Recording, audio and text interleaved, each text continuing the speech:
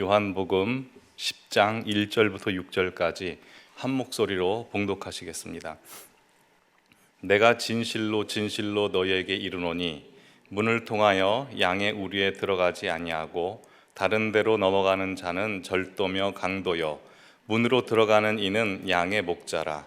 문지기는 그를 위하여 문을 열고 양은 그의 음성을 듣나니 그가 자기 양의 이름을 각각 불러 인도하여 내느니라.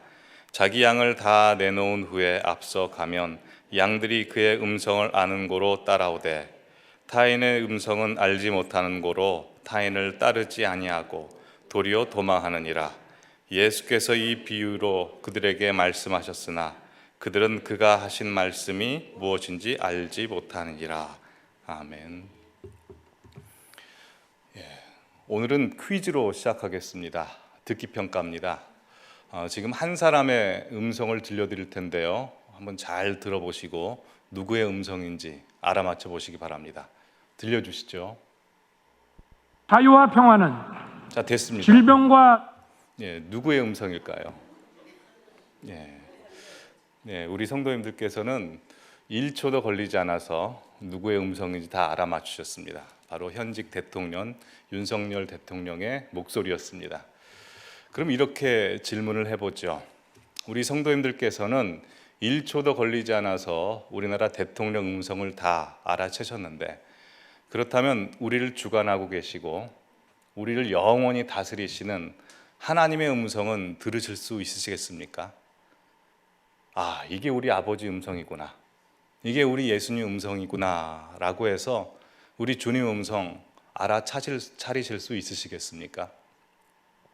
우리는 모두 하나님의 자녀요, 하나님을 사랑하는 자녀이지만 하나님께서 실제로 음성을 들려주시면 굉장히 낯설게 여기는 딜레마 속에서 살아갑니다. 그토록 듣고 싶었고 간절히 소원했던 하나님의 음성이지만 못 알아들을 때가 많고 하나님 음성이 아니라고 치부해버릴 때가 있습니다.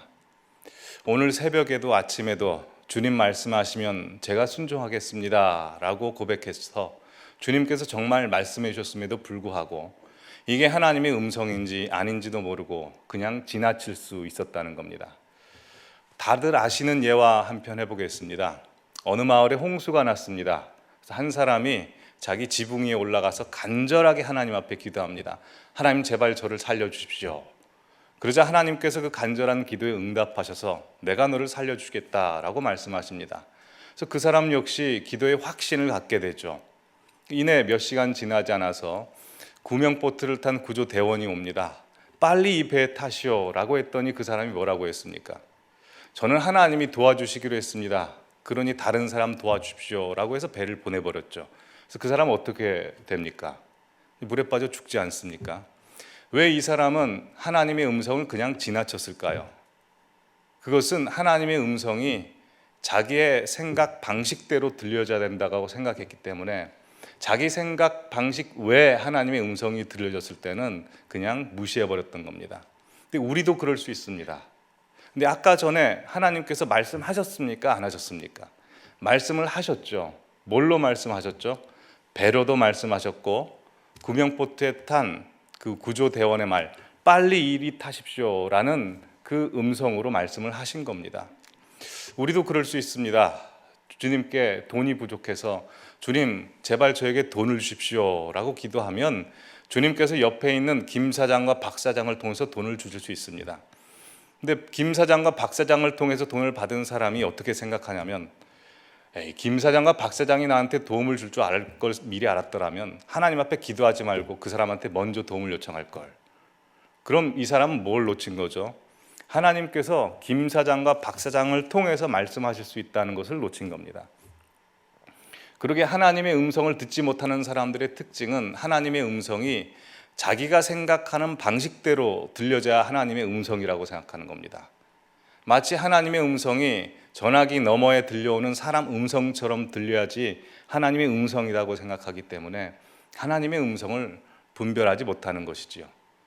그래서 오늘 본문에 보시면 예수님께서 자신을 가리켜 목자라고 말씀하시고 우리를 가리켜 양이라고 말씀하시면서 양은 목자의 음성을 알아들을 줄 알아야 된다라고 말씀하십니다.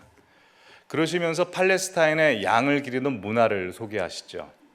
당시 팔레스타인 사람들은 유목 생활을 했었죠. 아침에는 자기 양을 데리고 나가서 풀밭, 맑은 시냇물가 가서 키우다가 저녁이 되면 데리고 와야 합니다. 당시 한 가정당 양을 길렀던 경제 규모가 어느 정도 되나 한번 살펴보면 마태복음 18장, 누가복음 15장이 예수님께서 잃은 양 비유하지 않습니까? 99마리 내버려 놓고 잃은 양 한 마리를 구하러 가시죠. 그것을 볼 때 아마 한 가정당 100여 마리 정도 기르지 않았을까라고 추측할 수 있을 겁니다. 100마리 정도 되는 양들을 자기 집에 데리고 와서 어떻게 밤 동안에 수용할 수 있겠습니까? 당시 팔레스타인 사람들은 공통 양우리를 만들어 놓습니다. 이 집 양, 저 집 양 다 집어넣어 놓고 문지기 하나를 그 돈 주고 용병으로 삽니다. 그럼 밤새도록 그 문지기가 양을 지켜보고 보호해 주죠. 주인은 밤에 가서 쉽니다. 이른 새벽에 나와서 문지기에게 양 문을 열어달라고 합니다. 양을 불러야 되지 않습니까? 오늘 본문에 보시면 이름을 불렀다고 돼 있죠. 김양, 이양, 최양, 박양 해서 부른 겁니다. 그럼 양이 자기 이름을 압니까? 못 알아듣죠. 근데 뭘 듣고 나가냐면 목자의 음성 듣고 나가는 겁니다.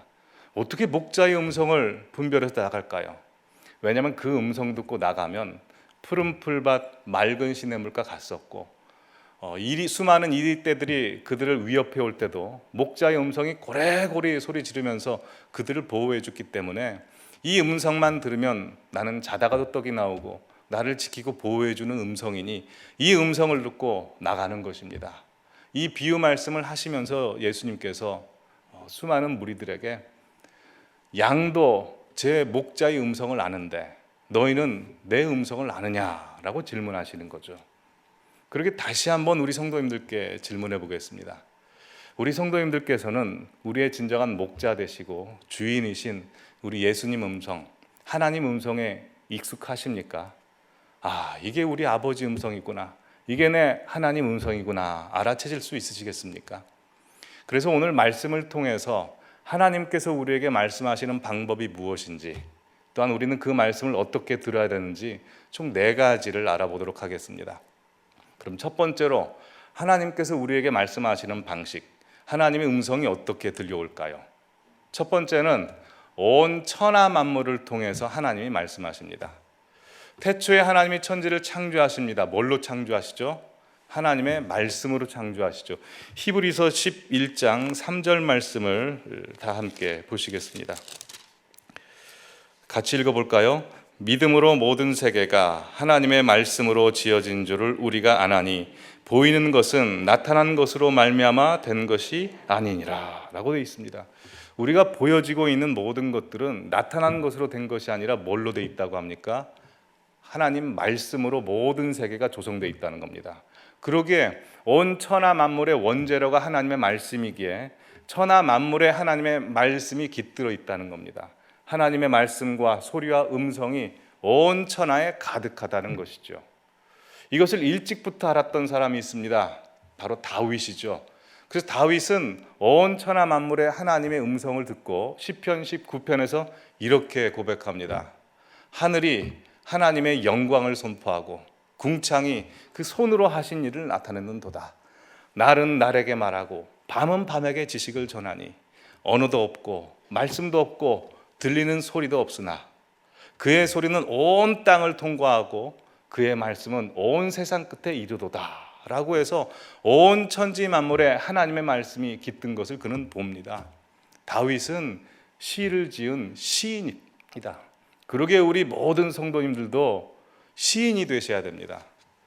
여러분, 이 소리가 어떻게 들리십니까? 이 소리가 그냥 쿵 하는 소리로 들리면 여러분은 시인이 아닙니다.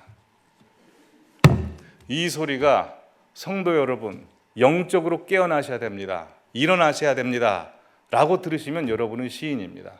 왜냐하면 시인은 사물이 말하는 소리를 해석해서 말할 줄 아는 사람이 시인이기 때문입니다.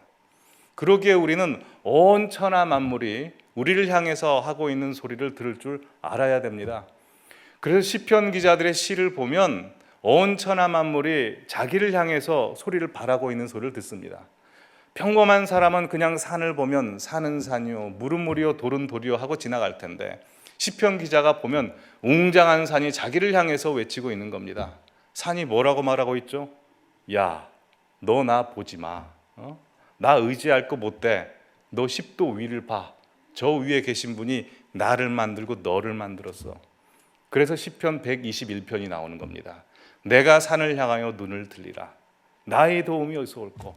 나의 도움이 산에게서 오는 것이 아니라 천지를 지으신 하나님 아버지에게서 오도다 라고 하는 겁니다. 동일한 시편 기자는 하늘을 봅니다. 하늘에 해와 별과 달이 보이죠. 다른 사람들은 그냥 해이고 별이고 달인데, 시편 기자는 해와 달이 하는 소리를 듣습니다. 해와 달이 뭐라고 말하는 줄 아십니까? 야, 너 나한테 절하지 마. 나 믿을 거 못 돼. 나 의지하지 마. 갑자기 해가 툭 튀어나와서 이야기합니다. 야, 나는 해인데 내가 너를 상하게도 할 수 있어. 응? 그리고 나는 밤이 되면 가서 자야 돼. 그러다 또 달이 튀어나와서 이야기합니다. 나는 아침이 되면 가서 자야 돼. 나한테 절하지 마. 우리를 만드신 분이 있어. 그분만 의지해. 라고 해서 또 시편 기자는 이야기하죠. 낮의 해와 밤의 달이 나를 상치 못하고 나를 지키시는 이는 졸지도 않고 주무시지도 않는 하나님이시로다 라고 해서 시편 121편이 나오는 것입니다. 그러기에 우리는 온 천하 만물이 우리를 향해서 하나님의 말씀이 선포되고 있는 것을 들어야 됩니다. 우리는 때로 억울합니다. 저 사람은 하나님의 음성을 잘 듣는데 왜 하나님은 나에게는 말씀하시지 않는가? 하나님도 답답합니다. 억울합니다. 왜냐하면 하나님께서는 온 천지 만물을 통해서 말씀하고 계셨기 때문입니다. 그럼 누가 더 억울할까요? 하나님의 음성이 들리지 않는 우리가 더 억울할까요? 아니면 계속해서 말씀하고 계셨던 하나님, 하지만 들리지 않는다는 소리를 듣는 하나님이 억울할까요? 하나님이 더 억울하시지 않을까요? 우리가 귀를 열면 하나님의 소리를 어디에서 들을 수 있습니다. 놀이터에서 노는 아이들의 목소리 속에서도 하나님의 음성이 들리고, 옆에서 설거지하는 아내의 음성 속에서도 그 소리가 하나님의 음성으로 들릴 수 있습니다. 어떤 산후우울증에 걸린 분이 아이를 낳았는데, 산후우울증에 걸리면 아무리 자기가 낳은 소중한 아이라도 이게 막 던져버리고 싶기도 하고, 애가 울음소리가 자기 가슴을 찌르는 창소리, 총소리처럼 들리기도 하지 않습니까?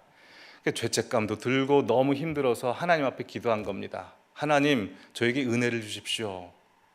저의 귀를 열어주시고 눈을 열어서 새롭게 해주십시오 라고 기도하자 하나님께서 응답하셔서 은혜를 주신 겁니다.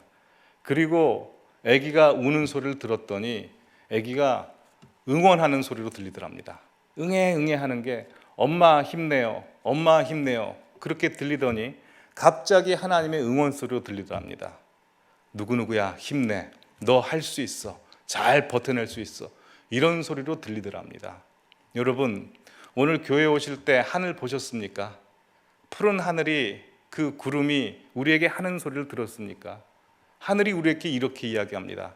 야, 이 위에 누가 계시는 줄 알아? 너 아버지가 계셔. 근데 너만 보고 있어. 너가 잘 사는지, 하나님 경배하는지 너만 보고 있어. 하늘을 나는 새도 우리에게 이야기합니다. 야, 나도 먹이시는데 너 하나 못 먹이실 것 같냐? 걱정하지 마, 염려하지 마. 양재천의 앙상한 나뭇가지가 우리에게 향해서 이렇게 이야기합니다. 야, 내가 지금 병든 것 같고 아무것도 없는 것 같지? 한 달만 지나봐. 내가 어떤 옷을 입는지. 근데 너도 그렇게 될 거래. 너 지금 아프고 힘들고 절망에 빠져 있지? 하나님이 화려하게 만드실 거야. 기대해봐 라고 말하는 소리를 우리가 들어야 됩니다. 여러분, 다윗이 사울왕에게 쫓김을 당하면서 10년 동안 하늘을 볼 새가 어디 있고, 땅을 볼 새가 어디 있고, 바람을 볼 새가 어디 있고, 해를 볼 새가 어디 있습니까? 그러나 온 천지 만물이 하나님이 지으신 것을 통해서 하나님의 말씀이 서려 있다는 것을 봅니다. 그래서 산도 하나님의 것이고 바다도 하나님의 것이고 해도 메이드 바이 하나님으로 아는 겁니다. 그래서 시편 8편을 기록하죠.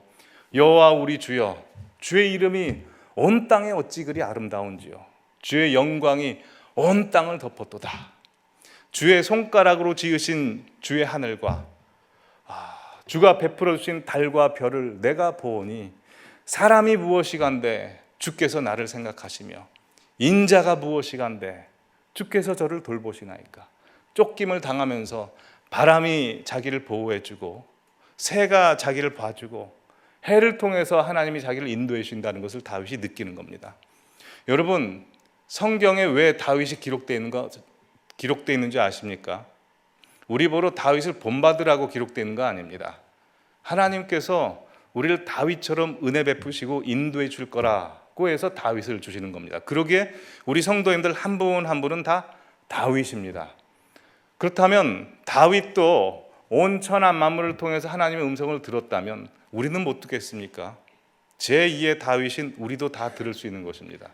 그렇게 살아가시면서 모든 만물이 다 하나님의 말씀의 DNA로 만들어졌다는 것을 아시고 이 벽, 이 의자, 내가 만나는 모든 사람들의 그 존재 앞에서 하나님의 음성을 듣는 우리 성도님들 되시기를 바랍니다.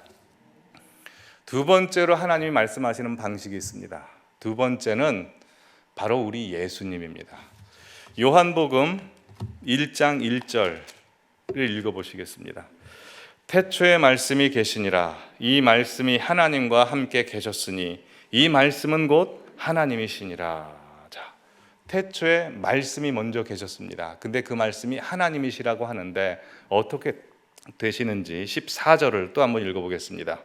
말씀이 육신이 되어 우리 가운데 거하심에 우리가 그의 영광을 보니 아버지의 독생자의 영광이요 은혜와 진리가 충만하더라. 자, 하나님의 말씀이 세상을 창조하시는데 그 천지 만물에 깃든 하나님의 음성을 듣지 못하자 하나님께서는 직접 말씀이 육신이 되신 분이 예수 그리스도, 즉 하나님의 말씀이라는 겁니다.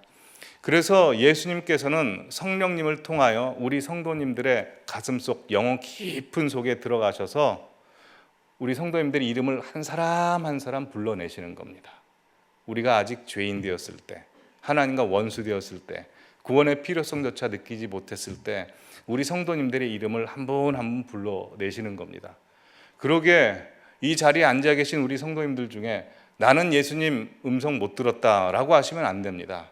다 예수님께서 우리 성도님들 이름을 불러서 이 자리에 나오게 하시고 하나님의 백성 삼으시고 구원과 영생과 천국의 삶을 살아가게 하신 겁니다. 누가 들었다고요? 우리의 깊은 영이 들었습니다. 아까 양우리로 설명했으니 양우리로 다시 한번 설명해 보죠. 양우리가 세상이라고 가정을 해보시죠. 우리는 세상 가운데 태어납니다. 태어나면 앞에도 양, 뒤에도 양, 사방이 다 양이죠. 양우리가 깨끗합니까? 깨끗하지 못합니다. 양 실제로 보면 많이 더럽습니다. 양이 똥도 싸고 오줌도 싸서 양우리가 너무 답답하죠. 그 양우리에 태어난 양의 소원은 저 밖에 있는 초원과 맑은 시냇물가 하루만 가는 것이 그의 소원일 것입니다. 근데 목자가 자기의 이름을 어떻게 알겠습니까? 다 양이고 암놈인지 순놈인지 그게인데요. 근데 어느 날 목자 되신 예수님께서 내 이름을 모를 거라고 생각했는데 내 이름을 다 아시고 내 과거도 다 아시고 내 이름을 불러내시는 겁니다. 그리고 하루뿐만 아니라 영원토록 푸른 초장, 맑은 시냇물가로 인도해 주시는 거죠. 그것이 바로 우리 성도님들이 구원을 받으시고 하나님의 자녀가 되신 겁니다. 하나님께서 우리 성도님들을 부르시는 방법을 보면 참 다양하고 재미있습니다. 한 3가지 방법이 있는 것 같습니다. 젠틀한 방식이 있고 좀 과격한 방식이 있는데요. 먼저 젠틀한 방식은 모태신앙입니다. 어머니와 아버지로부터 태어날 때부터 신앙 교육을 받게 되고 내가 언제 구원받았는지 언제 성령 체험을 했는지도 모르게 가랑비에 옷 젖듯이 그 은혜에 젖어 들어가 하나님이 나를 구원해 주셨고 예수님이 나의 구주라는 것을 나도 모르게 인정하게 되고 확신하게 되는 것, 가장 젠틀하게 부르시는 방식입니다. 두 번째 젠틀하게 부르시는 방식이 있습니다. 모태신앙으로 태어나지 않았지만 우연한 기회에 이 교회에 나온 겁니다. 와서 목사님의 설교 말씀을 듣는데 처음에는 그냥 흥미롭게 듣게 되다가 나중에는 집중해서 듣게 되다 그것이 좀 심각해지다가 가슴을 치며 통곡하며 가슴이 아파오다가 회개하게 되고 주님을 영접하게 되는 것, 설교를 통해서 예수님께서 우리 성도님들께 만나십니다. 그러기에 이 설교 시간이라고 하는 것은 우리 성도님들의 이름을 한 명 한 명 예수님께서 호명하고 있는 시간입니다. 설교를 준비하면 참 재미있습니다. 사실 저희 부교육자들이 지난 9월 마지막 주부터 설교를 많이 하게 되었죠. 저는 개인적으로 많이 두려웠습니다. 왜냐하면 첫째로 제가 능력이 부족하다는 것을 잘 알고 있고, 둘째로는 교회가 많이 어려웠기 때문에 무슨 말씀을 전할까, 참 하나님의 말씀을 제대로 선포할 수 있을까라는 그 두려운 마음에 제가 9월 마지막 주 평일날 오후에 저 뒷자리 가서 하나님 앞에 기도했습니다. 깜깜한 곳에서 하나님, 저 부족합니다. 저 능력을 좀 주십시오. 말씀의 능력을 주십시오 라고 기도하는데 하나님께서 저에게 주시는 음성이 있었습니다. 고린도전서 4장 2절, 맡은 자에게 구할 것은 능력이 아니고 충성이다. 맡은 자에게 구할 것은 충성이다 그러셨습니다. 그 말씀은 저에게 이렇게 들려오는 말씀입니다. 야, 지금 여기에 모인 성도들 다 내 사람들인데 네 말 들으러 오는 사람 아니야. 내 말 들으러 오는 사람이야. 그러니 네가 준비해서 뭘 하려고 하지 말고 너는 그냥 은혜만 받아. 내가 하루치 은혜 줄 테니까 네가 받는 말씀으로 은혜 충만히 받고 그거 전해. 넌 거기까지야. 그 다음부터는 내가 할게 라는 음성이었습니다. 사실 저는 설교를 준비할 때 성도님들께 어떤 말씀을 전할까라기보다는 다 저에게 주시는 말씀으로 준비를 했습니다. 딱 2번 성령님께서 부담감을 주시는 말씀 제외하고는 다 대부분 저에게 주시는 말씀으로 했습니다. 그래서 저를 아시는 분은 제 설교를 들으면 야, 너는 왜 네가 드려야 될 말을 네가 하고 있냐 라는 말씀을 많이 하셨습니다. 그럼 우리 성도님들께서는 어떻게 들으셨습니까? 저에게만 주시는 말씀으로 들었습니까? 아니면 우리 성도님들 각자에게 들려지는 말씀으로 들으셨습니까? 참 희한한 겁니다. 근데 저의 설교뿐만 그런 것이 아닙니다. 우리 서 목사님 설교는 들어보면 꼭 저에게 주는 하나님의 말씀입니다. 서 목사님 설교 스타일이 있죠. 우리가 그토록 좋아하는 다윗이나 베드로 같은 사람을 아주 분해하고 해체해버리지 않습니까? 조금 걱정이 되긴 합니다. 천국에 가서 아마 베드로 선생님과 다윗 선생님한테 우리 서 목사님은 많이 혼나지 않을까 하는 생각이 좀 들긴 하지만 서 목사님 설교 들어보면 꼭 기독교 강요를 읽는 것 같습니다. 기독교 강요 읽으면 처음엔 전적 타락을 이야기하거든요. 듣고 보면 희망이 안 보이고 절망하고 가슴을 칠 수밖에 없는데 꼭 중간에 뭐 이야기합니까? 십자가, 부활, 은혜, 복음을 선포하죠. 하나님께서 나를 위로해 주시는구나. 나에게 주신 말씀으로 딱 들립니다. 우리 박경수 목사님 설교 말씀은 어떻습니까? 말씀도 너무 좋죠. 근데 훨씬 경륜이 있어서 그런지 표정으로 설교를 하십니다. 그 박경수 목사님 설교 말씀을 들으면요, 참 하나님께서 말씀이라는 것이 꼭 말로만 전해지는 것이 아니라 비언어적인 것으로도 하나님이 말씀하신다는 느낌을 받습니다. 지난주 설교 말씀하실 때 환하게 웃으시는데 저는 어떻게 들었냐면 하나님께서 저를 보고 환하게 웃으시는 겁니다. 울컥했습니다. 그래서 집에 가서 설교자는 표정도 중요하다 싶어서 화장실 거울에 대고 한번 환하게 웃어봤는데 저는 안 되는 겁니다. 이게 아무나 되는 게 아니더라고요. 하나님께서 우리 성도님들께 목사님들을 통해서 한 번 한 번 불러내는 시간이 이 설교 시간입니다. 인간 목회자가 여기서 딱 봐도 누가 빠졌는지 누가 나왔는지 대번에 압니다. 여러분의 각자 자리가 있지 않습니까? 안 나오시면 그렇게 걱정이 됩니다. 어디 아프신지, 무슨 혹시 실족하진 않으셨는지, 시험에 들지 않으셨는지 별의별 생각이 납니다. 예수님께서 이 자리에 보실 때도 그러지 않겠습니까? 그러게 설교 시간, 예배 시간이라고 하는 것은 우리 예수님께서 우리 성도님들 출석부 부르는 시간이고 우리 성도님들은 예수님 저 나왔습니다 라고 외치는 시간입니다. 그러기에 예배 빠지지 마시고 항상 예수님 앞에 나오시는 우리 성도님들 되시기를 바랍니다. 세 번째로 예수님께서 우리를 부르시는 방식, 과격하게 부르시는 방식입니다. 과격하게 부르시는 방식은 과격하게 예수님의 음성을 거부한 사람들에게 부르시죠. 인생의 큰 실패를 맞이한다거나 병을 얻게 된다거나 자녀의 문제가 생긴다거나 큰 사고를 당한다든가 이런 경우입니다. 그래서 C.S. 루이스가 이렇게 이야기하죠. 고통은 하나님의 메가폰이다. 고통, 고난이라고 하는 것은 사랑하는 성도들을 빨리 긴급해서 부르기 위한 하나님의 소리다, 음성이다 라고 이렇게 이야기합니다. 마틴 루터 종교개혁가가 그렇게 하나님을 만납니다. 친구랑 걷고 있다가 갑자기 벼락이 쳐서 친구가 그 벼락 맞아 죽죠. 그것을 예수님이 자기를 부르시는 음성을 듣게 되고 회심하게 되어 종교개혁을 일으키게 됩니다. 제가 전에 있던 교회에서 전도잔치를 할 때 최선교 아나운서라는 분을 불렀습니다. 최선교 아나운서 그분은 SBS 아나운서였다가 지금은 CTS에서 내가 매일 기쁘게 간증 프로그램을 그 사회를 보셨던 분이시죠. 그분은 원래 불교 집안에서 태어났습니다. 4대째 불교 집안에서 그 불교 문화 속에 자라서 대학 때도 불교 동아리 회장이었답니다. 하루는 방송을 하고 있었는데 담당 PD가 새파랗게 질러가지고 표정을 하고 있는 겁니다. 방송 끝나고 나서 이야기해 주길 딸이 큰 사고를 났다는 겁니다.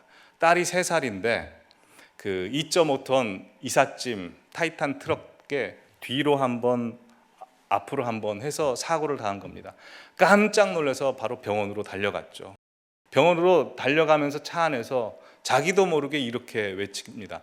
하나님 살려주세요. 자기도 모르겠답니다. 왜 불교 문화 속에서 쭉 커왔는데 교회 한 번도 가지 않은 사람이 왜 하나님 하고 외쳤는지 모르겠답니다. 병원 가서 봤는데 하얀 천으로 덮어놨다고 하죠. 다 남자만 있었던 그런 집안에 그 딸 하나 낳는데 그 딸이 죽은 겁니다. 그러자 집안에 있는 모든 사람들은 다 링겔 맞고 쓰러져 있고 자기 혼자서 그 천을 들쳐내고 그 차가운 딸의 시선을 푹 안습니다. 그리고 하나님 앞에 기도하죠. 하나님 제발 살려주세요. 네, 1시간 정도 안고 있었을까요?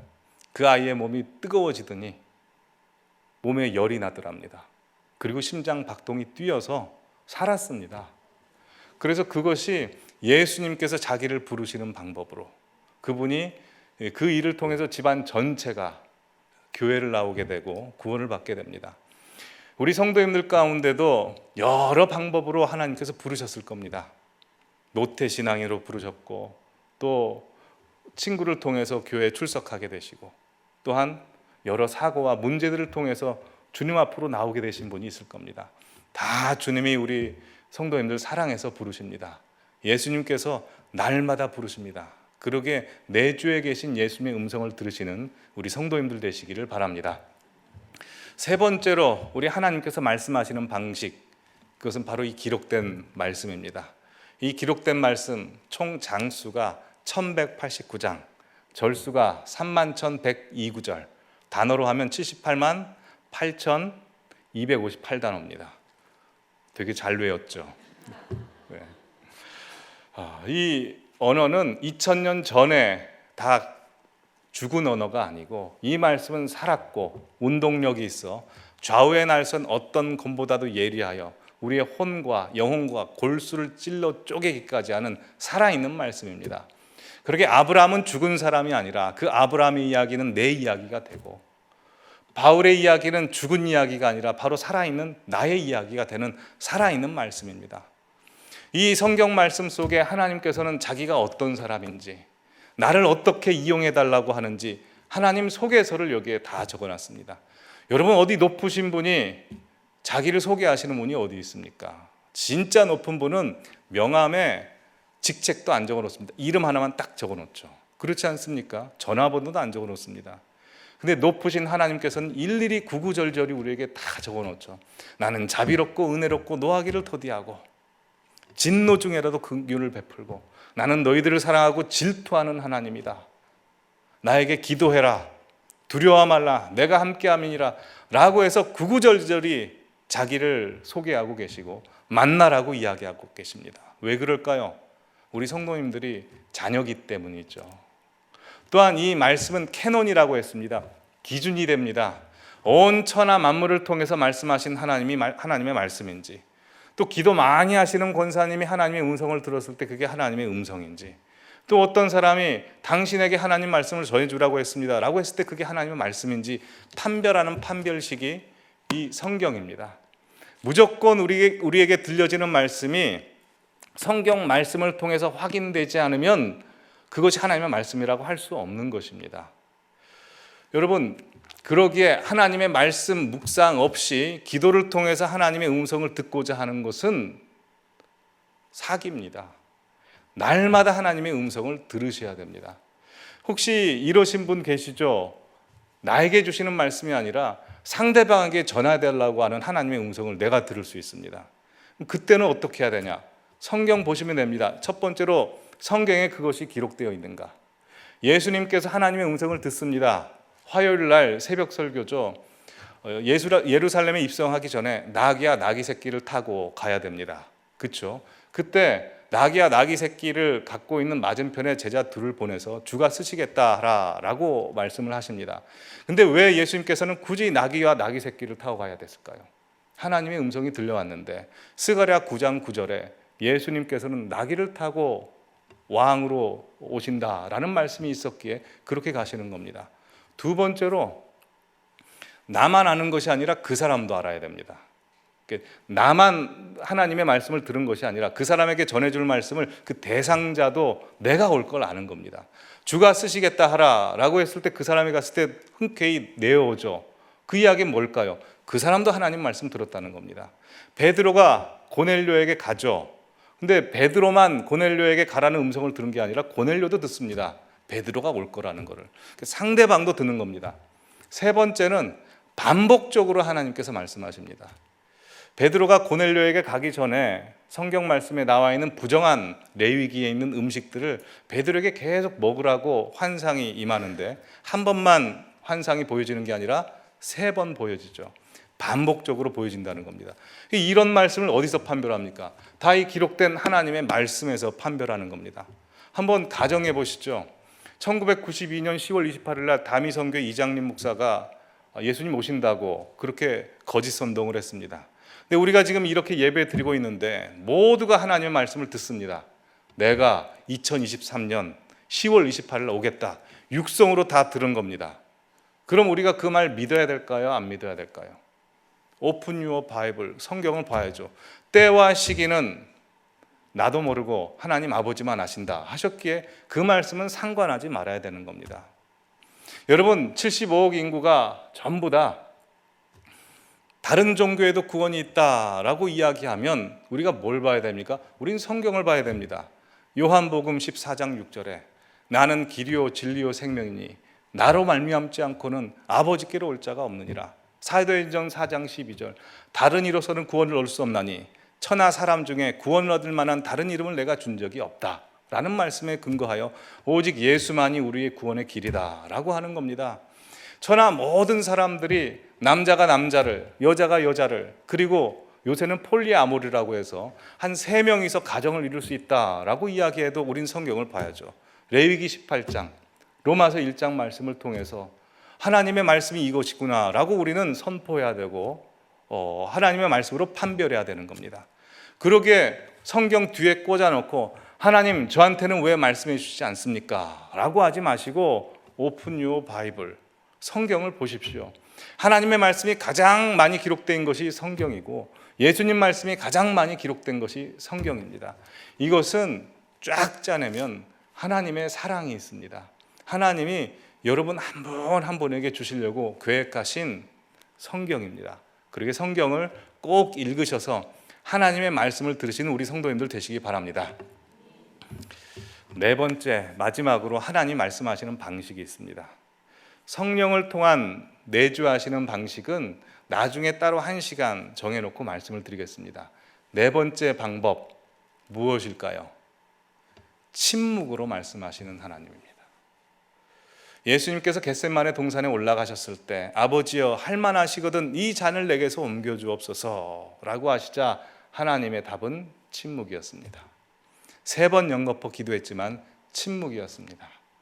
안 된다. 세상을 구원해야 된다. 예수님과 하나님의 마음이 하나가 되죠. 침묵으로 말씀하신다는 겁니다. 제가 유학 시절에 함께 디렉티드 스타디를 했던 그 유명한 교수가 한 분 있습니다. 바바라 브라운 테일러라는 분인데요.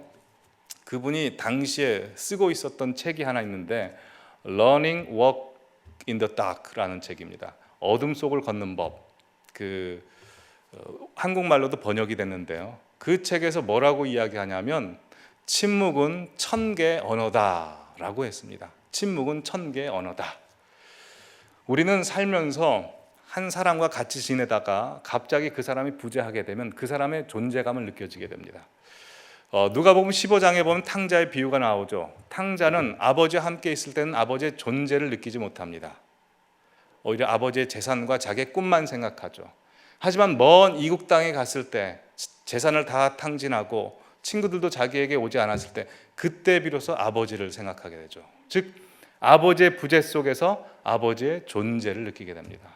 우리 성도님들도 살면서 같이 함께 했던 사람이 갑자기 그 자리를 비웠을 때 그 자리가 해주는 소리를 듣지 않습니까? 다들 경험하셨죠?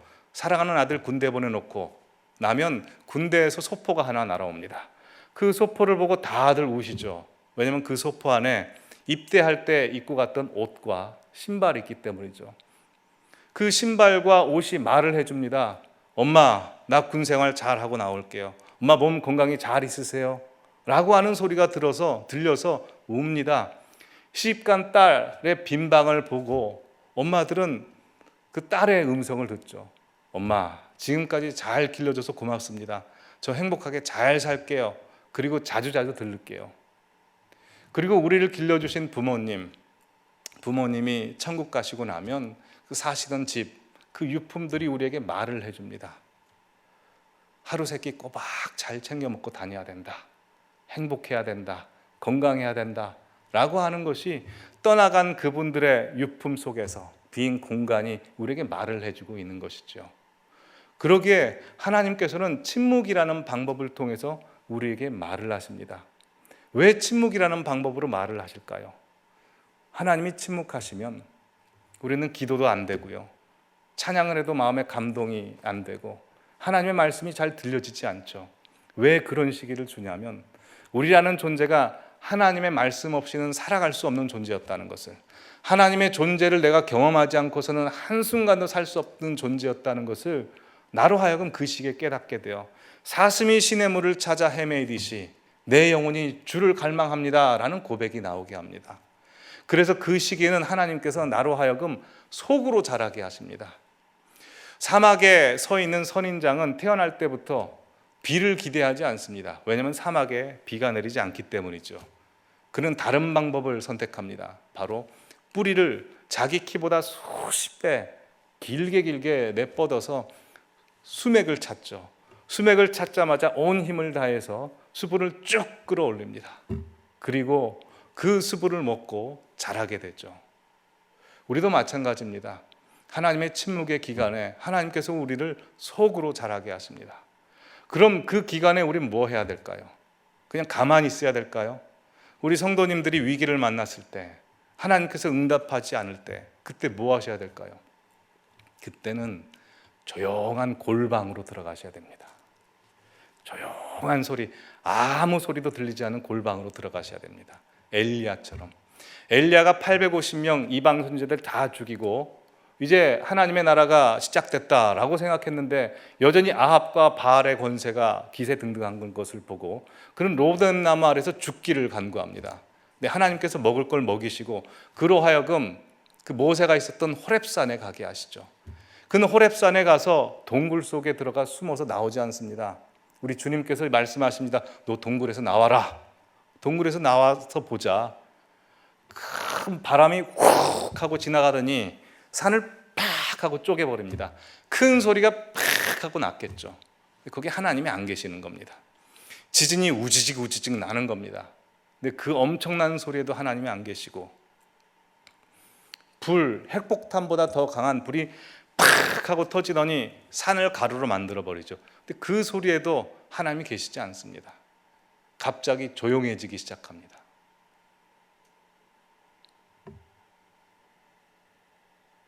아무 소리도 안 들리다가 갑자기 세미한 소리가 싹 하고 나더니 거기에 하나님의 소리가 있는 겁니다. 하나님께서 임하시는 겁니다. 여러분, 하나님이 세상보다 더 크게 말씀하시면 우리가 세상에 나가도 되죠. 하지만 언제나 하나님께서는 세상보다 더 작게 세미한 소리로 말씀하십니다. 그러기에 우리에게 위기가 왔을 때, 어려움이 찾아왔을 때는 아무 소리도 안 들리는 조용한 곳으로 들어가셔야 됩니다. 핀드랍이라고 하죠. 핀이 탁 놓았을 때 소리가 날 정도로 그곳에 가서 하나님의 음성을 들으십시오. 하나님의 음성이 들리면 처음에 문제를 바로 해결해 주지 않고 우리를 회복시켜 주시고 어루만져 주시고 사랑해 주십니다. 그래서 우리를 회복시켜 주시죠. 그리고 두 번째로 또 문제를 바로 해결해 주지 않습니다. 내 겉으로 보여지는 문제가 어디서부터 왔는지 그 근원을 알게 해줍니다. 너 기도하지 않아서 그래. 네 자녀의 문제, 네가 나한테 더 엎드리지 못했고 나한테 모든 걸 내어놓지 않아서 그래 라고 해서 문제의 근원을 알게 해주십니다. 그리고 세 번째로 그 문제의 근원을 알게 해주시다가 그 겉으로 보여지는 문제를 어떻게 해결해야 되는지 지혜를 파뜩하게 생각나게 하십니다. 그게 바로 하나님의 음성인 것입니다. 그러게 삶의 여정 가운데 하나님 음성 듣기를 구하시고 조용한 곳을 찾아다니십시오. 인생 살아보니까요, 겉으로 보여지는 문제가 아니었더라고요. 아기가 엄마가 없으면 엉엉 울다가 엄마다 라고 하면 울음을 딱 그치죠. 그리고 엄마에게 달려갑니다. 아무리 세상에 여러 가지 문제가 그대로 있다 하더라도 경험해 보니까 하나님의 음성이 들리면 버틸 수 있습니다. 아무리 힘들고 어려워도 주님의 음성만 들으면 버틸 수 있더라고요. 우리의 문제는 여러 가지 문제가 아니라 하나님의 음성만 들으면 살 수 있는 겁니다. 그러기 그 음성 듣기 위해서 언제나 갈구하시는 우리 성도님들 되시기를 바랍니다.